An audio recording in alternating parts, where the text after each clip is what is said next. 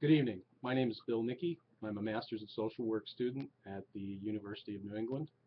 Thank you for giving me the opportunity to speak before you tonight on the subject of mandatory drug testing for welfare recipients. This issue has made headlines recently in connection with efforts to legislate testing of TANF recipients in both Maine and West Virginia.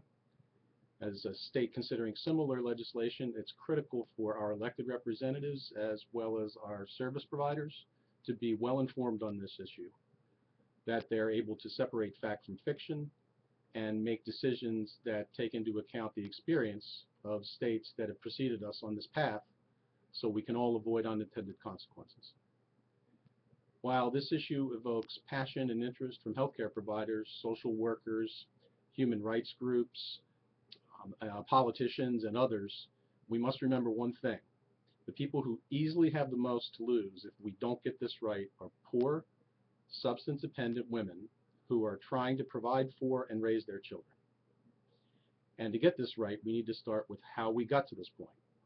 Drug testing of welfare recipients is not a new phenomenon. Several states began testing after TANF implementation in the late 90s.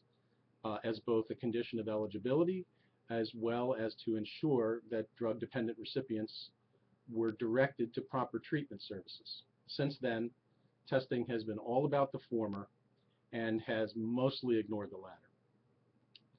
There are three key points that I want to make as it relates to what we've learned from this testing history.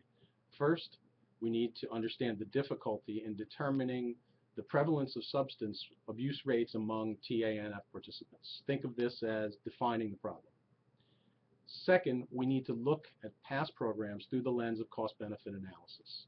How much does it cost to test recipients, and what is the return on that investment? And finally, what are the alternatives to mandatory testing? So exactly how prevalent has drug use been in the welfare recipient population? The Graham Amendment to the 1996 Welfare Reform Act imposed a lifetime ban on TANF aid to individuals with felony convictions for drug possession, use, or distribution. These people were easily identified and they were easily excluded, not only from benefits, but from treatment as well. For the rest of the population, we've relied on self-reporting surveys conducted by social workers and other providers. And one thing is clear. Prevalence rates vary widely depending on survey methodologies and on how problem use is defined. Because drug use is almost always covert, the degree to which it's prevalent in the welfare population is not really known with any degree of certainty. Welfare receipt and substance abuse each carry their own unique social stigma, and they're both generally unreported in surveys. A 1998 survey of the National Household Survey on drug abuse found that illicit drug dependence was about twice as common among TANF recipients compared to non-recipients, 4.5% compared to 2.1%. But as Pollack et al. Explained, only about 20% of recipients who reported illicit drug use met the criteria for dependence. Many recipients who do test positive are casual drug users who do not meet these criteria. But testing of all recipients does not permit differentiating between these two groups, making it impossible to identify those who are truly dependent and in greater need of treatment. So we really don't know the scope of the problem. TANF recipients are especially reluctant to disclose substance abuse because if they do, they're worried that they will lose their benefits, which means they go both undiagnosed and untreated. Proponents of testing either don't want to talk about prevalence or they resort to adjectives like rampant and widespread rather than any reference to data to support their views.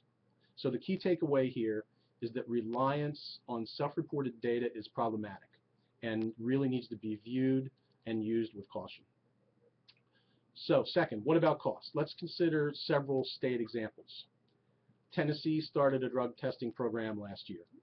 They tested 18,000 recipients only 37 tested positive for illegal drugs. Before Florida's law was declared unconstitutional a few months ago, only 2.5% of applicants failed the test. In West Virginia, the testing program is expected to cost over $3 million in the first year of implementation and $2.3 million in the out years.